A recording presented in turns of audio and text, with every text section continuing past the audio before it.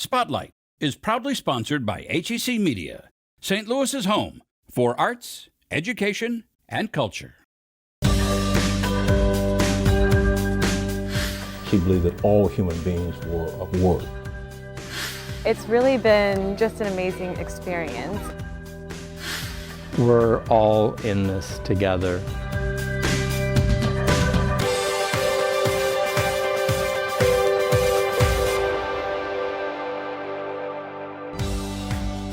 Today on Spotlight, follow along as a group builds a brand new park in an unused space. Plus, from violin lessons to sing at opera, a website connecting kids to the arts. And then MoDOT's technology helps holiday travelers rain, shine, or snow. But first, a soul-enriching, knee-slapping, latke-frying throwdown. At least that's how they like to describe themselves. It's Sunday, and you're watching the multiple Emmy Award-winning Spotlight.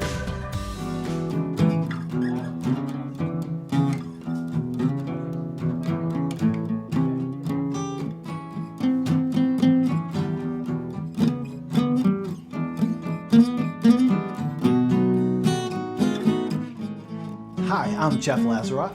And I'm David Lazaroff, and we are Brothers Lazaroff. And we always played music, and I think we started first kind of playing kind of rock and roll together when David was in high school and I had just started into college. Bob Dylan is still, the aspirational artist, and we love the Grateful Dead, and we love country, all the country and bluegrass stuff and jazz, but we just, have spent 25 years learning more and more about it. It's been so cold this summer. Hearts frozen blue. Walking the streets, looking for heat, hoping to see something in you. My sisters and brothers. We call what we do roots music, and really the fun part for us is writing in the folk tradition where you trace back and make desperate connections between different types of music to kind of form your own thing. I do that in St. Louis, which is great, is there's so many different types of venues here that if we're get the opportunity to play the bistro, we kind of do like a jazz set. If we're playing something more of like Americana Club, we kind of go do like a roots rock set.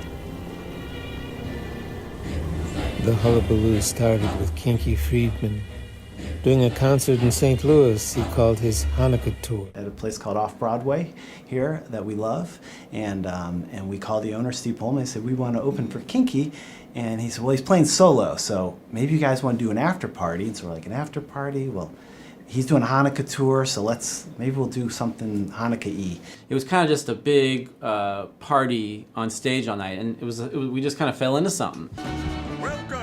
Last year we had to go virtual, and kind of turned into one of those COVID, silver lining things, was we were able to connect with some of our heroes. It was one of those virtual events during the pandemic that seemed like people dressed up for, and they made food, and everyone sent us pictures of like the Hanukkah night they made.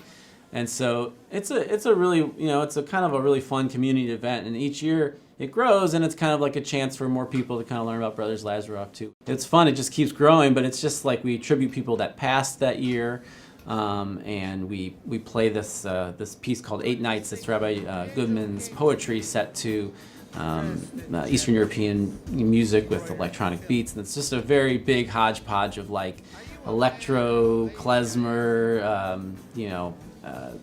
really cool combination. Said the angel. Oil is wisdom poured over the head of the priest. And what we found too is it's, like we enjoy participating in some of the fun rock and roll Christmas shows out there. We found that people from the community, whether Jewish or not, love participating in the Hanukkah Hullabaloo, and there really was nothing like that. There was no kind of rock and roll Hanukkah shows, and so it kind of has its own little niche in that area, and we find that everyone likes to eat potato latkes. I've seen my light come shining from the west down to the east. Any day now, any day now, I shall be relieved. The Hanukkah Hullabaloo will be back in person this year. It happens Saturday, December 4th at the Big Top.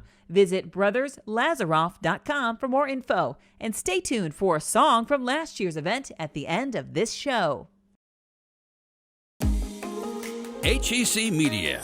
Recognized, celebrated, honored time and again for excellence in the industry. Find all of the award-winning content at hecmedia.org. 5900 Clemens Avenue, just 2 blocks north of Del Mar, is home to a beautiful new park. Oh, I'm loving the fact that it's here. I like the artwork. This is going to be nice for the community. I'm just ecstatic.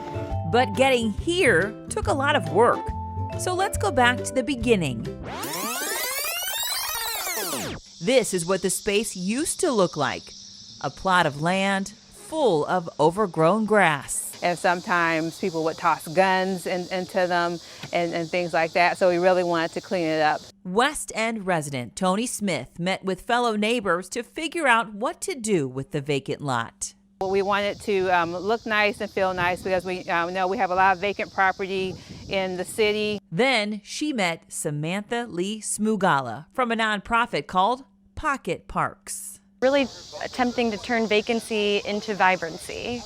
PocketParks' mission is to beautify city streets by activating unused land. I really believe that everyone deserves beautiful, active public space. It's really how the community gets their personality. So far, PocketParks has collaborated with the Downtown St. Louis Community Improvement District to help develop DUC Park. They created an urban sunflower field with 300 sunflowers off of Forest Park Parkway in Vandeventer, and worked with the Lacledes Landing neighborhood to build a park under the MLK Bridge. Public space really contributes to your health, your wellness, and it contributes to safety and beautification. To get things started at the West End Park, PocketParks, along with several other groups, hosted an event in the space with games and crafts. So my mommy drew my name, and then I have big paints. This is just an opportunity to engage the community and get them to come out and get excited about it. Today's event was to get the neighborhood on board with the vision, sign up volunteers, and come up with a name for the park. Scooby-Doo. Scooby-Doo Park? We can name it WrestleMania. Within 2 weeks, the ground was leveled, a sidewalk was poured, and garden beds dug, all in preparation for the next big event, the planting party. Volunteers of all ages were invited. It's fun. I like planting. These are all natural plants, native. So what happens is, if they don't love where they are, they seed and they grow where they want to be. Sculptures were created and installed by high school students from STL Artworks. Like the artwork just brings in like the whole community. It's been so heartwarming to see how many people really care about making this happen. And by the end of October, it was time for the ribbon cutting.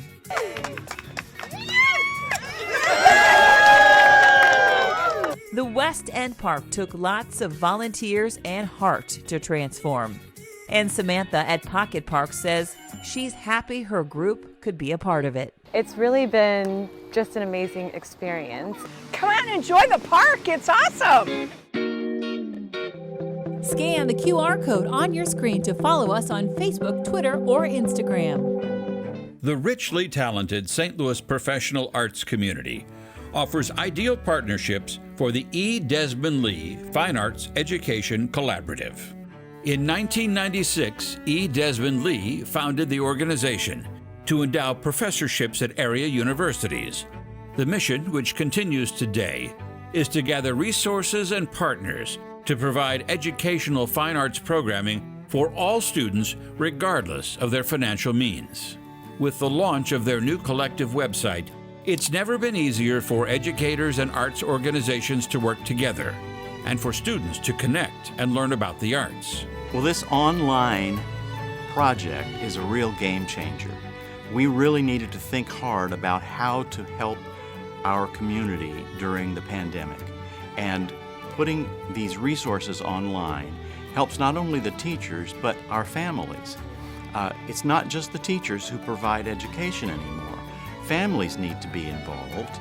They're involved with their students' lessons at home, and they need resources.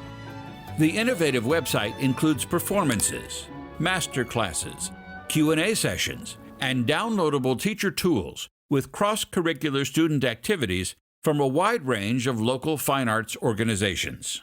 It also features entertaining learning opportunities that can be experienced together in the classroom and/or explored at home. It's really changed the way we think about the context of lessons. Suzuki Harmony STL hosts a creative series of violin lessons. So I go from here, sailing out to sea, and here we are. Now, why do I call it sailing out to sea? Well, let me tell you. Lesson plans paired with stellar performances can be found on many of the partnering organizations' links, including the Fox Performing Arts Charitable Foundation. Stage fright is really fear plus excitement. Without excitement, you'd only have fear. Then why would you ever get on stage in the first place? Jazz St. Louis, and Opera Theater of St. Louis, among others.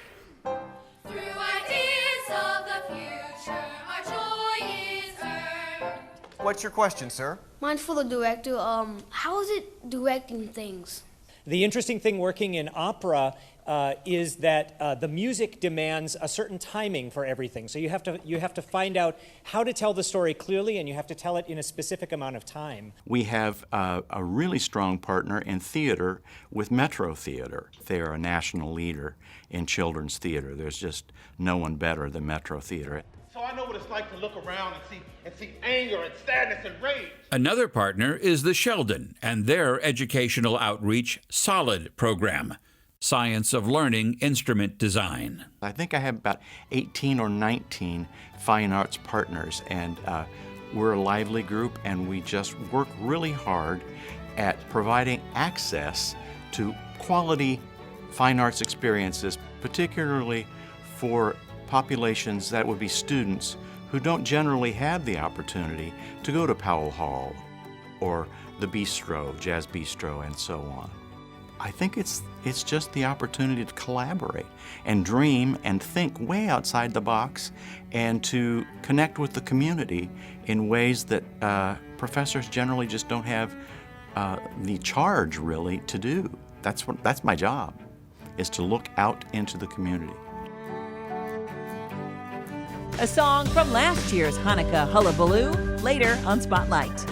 Traffic and travel can be a headache, but no one wants a headache on a high-volume holiday travel day. In some places of ramp closures and lane restrictions from road repairs, the Missouri Department of Transportation is aware. In some cases, we have more permanent lane shifts, but if the lanes are able to be reopened, we just try to plan for many drivers that are traveling during holidays may be more unfamiliar, and so we try to keep the ramps open and lanes open during holiday travel, so to make it as easy as possible for those holiday travelers and make sure that they know what to expect when they're out traveling the roadways. At MoDOT's Transportation Management Center in Chesterfield, specialists access state-of-the-art technology and tools to create awareness by updating dynamic message signs. And MoDOT's app and website is the MoDOT Map app, formerly called the MoDOT Traveler Information Map. The cameras that are being streamed from the Traffic Management Center are live streaming cameras only. Specifically here in St. Louis, we have access at the Traffic Management Center to 650 closed-circuit TVs and over 150 dynamic message signs. In the center, specialists are watching and monitoring traffic sensors. They're updating information and communications to relieve congestion and improve safety. Do you see crash, 2 right lanes closed? That's starting to go back to all of those advanced message boards. And you can make choices to change lanes and get into the open lanes, or even change your path and take an alternate route. But they can also use the traveler information map to plan ahead and plan your routes. You could see if there are delays on the roadway. If holiday travelers check out their route before they head out, they can see live video of any situation for themselves. So our operators are now taking this information, such as these 2 right lanes being blocked, that will translate into our traveler information map. And then you will know, as if you are using our traveler information map, the 2 right lanes are blocked in this situation. The Map app's real-time travel conditions covers everything from roadwork to weather-related issues, including a concern for the holidays, winter weather road conditions. If we're seeing partially covered roads or covered roads, and so that tool can help you plan the best route. MoDOT even has plans to build new features for the app. For winter operations, it may be something towards you can see where the snowplows are at in real time. With GPS. Giving travelers peace of mind in the winter, helping them make decisions so that they may have a happy holiday. HEC has been bringing you positive programming and award-winning content for decades. Arts, education, culture, in-depth discussions, films, and more. All in one place, hecmedia.org. St. Louis's own Josephine Baker will be reinterred or buried again at the Pantheon in Paris. She'll be inducted into the monument during a ceremony on November 30th. The Pantheon is a burial place for prominent French figures like scientist Madame Curie, writer Victor Hugo, and philosopher Voltaire. Baker, entertainer and activist who died in 1975, will be the first Black woman to be buried at the monument, joining just 5 other women, and will be one of very few non-native individuals to be honored. Baker was a megastar in the 1930s, especially in France, where she moved in 1925 while seeking to flee racism and segregation in the U.S. More Than a Banana Skirt is an HEC-produced documentary celebrating the life of Josephine Baker. Born Frida J. McDonald on June 3, 1906, Josephine Baker grew up in the Mill Creek area of St. Louis. Josephine's childhood struggles with racism seemed to actually motivate her and energize her dancing. But still, she yearned for true freedom she knew she could not find in St. Louis.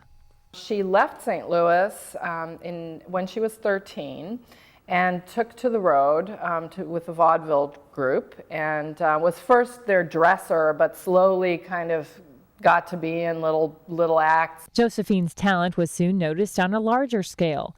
Her personality and energy were a big hit in 1921 in New York's all-black musical Shuffle Along. She was in this pas de deux dance with Joe Alec called the Danse Sauvage. She was wearing practically nothing, and they did this incredibly modern dance that had some African influences to it, and the audience just went wild. And from that point on, she really became the toast of Paris. And it was in Paris where Josephine would find the freedom she'd been seeking. In Europe, and particularly France, the empire was out there, and so blackness arrived in Paris as an idea, as an imagined construct in many ways, so that there wasn't that same confrontation as it was in the American South. Of course, we all know her for the banana dance, but that was only a very, very tiny moment in her career. It became quite famous, of course, but she moved on fairly quickly from that and began to dance and began to dress herself more in glamorous clothing and become more of a serious singer. And she, really wanted to perpetuate that.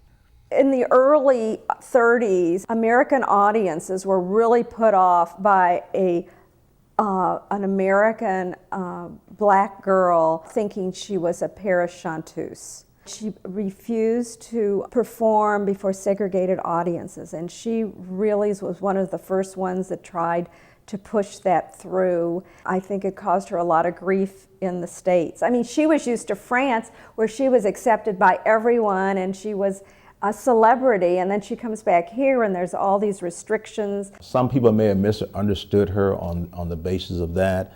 They may have misunderstood her on the basis of the fact that she just wanted the Americans, the African Americans, to be able to enjoy the same rights as anyone else and to have worth about themselves. Since the United States was not ready to embrace Baker, her commitment to France intensified. She fought in the French resistance, received France's highest awards for that. She put her life in danger on many occasions and many times. When she met with the Allied troops, when she met with the different troops, you know, she wanted to have an audience that recognized the humanity of all people. These are the things that I remember and will keep remembering her for. You know, she gave up a lucrative career here in the United States because of the fact that she would not change her ideas as far as she believed that all human beings were of worth. Imagine what she was trying to stand for in the 20s and the 30s and the 40s and the 50s and the 60s, okay? Nationality didn't mean anything to her. Government philosophies or didn't mean anything to her. She was concerned about people. Scan the QR code on your screen to watch the full documentary and learn more about this incredible woman, or visit hecmedia.org. HEC Films. Explore, inspire, educate, and entertain. HEC Films, just one of the many facets of award-winning content you'll find at hecmedia.org. My name is Tom Kiefer. I'm an artist, photographer. The work that you're seeing here is titled El Sueño Americano, The American Dream. I worked for 11 years at a customs border patrol station about 30 miles from the US-Mexico border in Arizona. When I started working there in 2003, one of my first memories was seeing the food that the migrants carried with them in their backpack, how that food was collected and taken to our local community food bank, which I thought was a great gesture, you know, just not thrown away. About 2 years later, there was a new station chief, and when he found out what his agents were doing, he put an end to all the food collecting. So for the next couple years, all of this perfectly good food was just being thrown away and taken to the landfill. So I couldn't take that anymore. It was just such a tragic waste. So one day I mustered up the courage, went to the supervisor and said, hey, can I bring this food to the food bank? And his exact words were, bless you. That's when El Sueño Americano began, really. So when I was going through the trash to collect the food, I would come across a Bible, a rosary, a cache of family photographs. I knew that that wasn't right. I mean, these items were taken away from the migrants and asylum seekers and just treated as trash. So I discreetly started removing those items. It was within about a year, 2008, I realized that this was kind of my destiny. In 2014, I resigned, knowing that I needed to spend all my time, my resources, my energy to photograph this incredible, vast archive of belongings that were taken away. I'm hoping one of the things that people take away from seeing this work is realizing that we're all in this together. I mean, the cologne, the soap, the things that we all share. It's incumbent upon me to show my deep regard and respect towards these objects that were carried by people that had deep meaning to them. You know, when you take away people's dignity, their hope, it's a cruel, cruel act. And is that who we want to be as a country? If this can challenge that and have us rethink, then that's my job. On display through December 31st. Visit slu.edu/sluma for more info. You can find the stories featured in today's show along with past episodes and more at hecmedia.org/spotlight.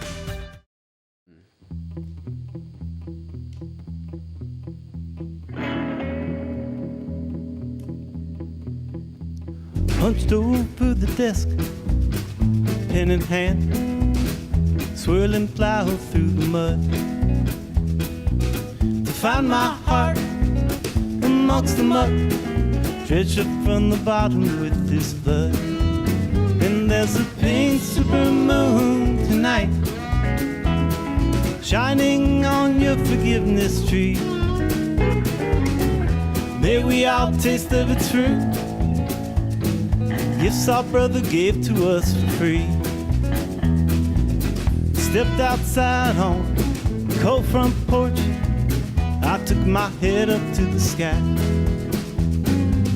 Bathed in the night, sweet lunar light, and the whisper of your please, and not ask why. 'Cause there's a pink super moon tonight, shining on your forgiveness tree. May we all taste of its fruit, gifts our brother gave to us for free.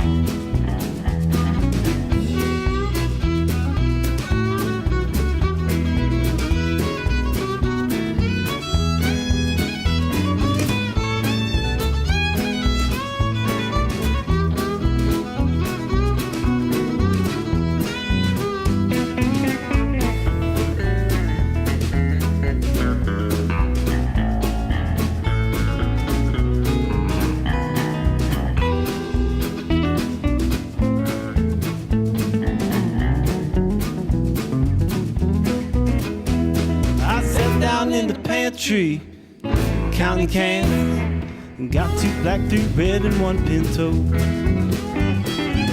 But that can't fill this hole in my gut, left there from the words you had to go. 'Cause there's a pink super moon tonight, shining on your forgiveness tree. May we all taste of its fruit, gifts our brother gave to us for free. May we all taste of its fruit, the gifts our brother gave to us for free.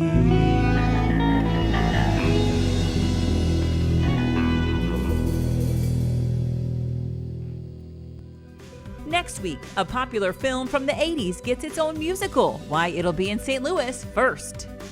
Plus, how to find rays of sunshine to brighten your day. Thanks for watching Spotlight. Join us next Sunday at 9:30 a.m. on KPLR 11.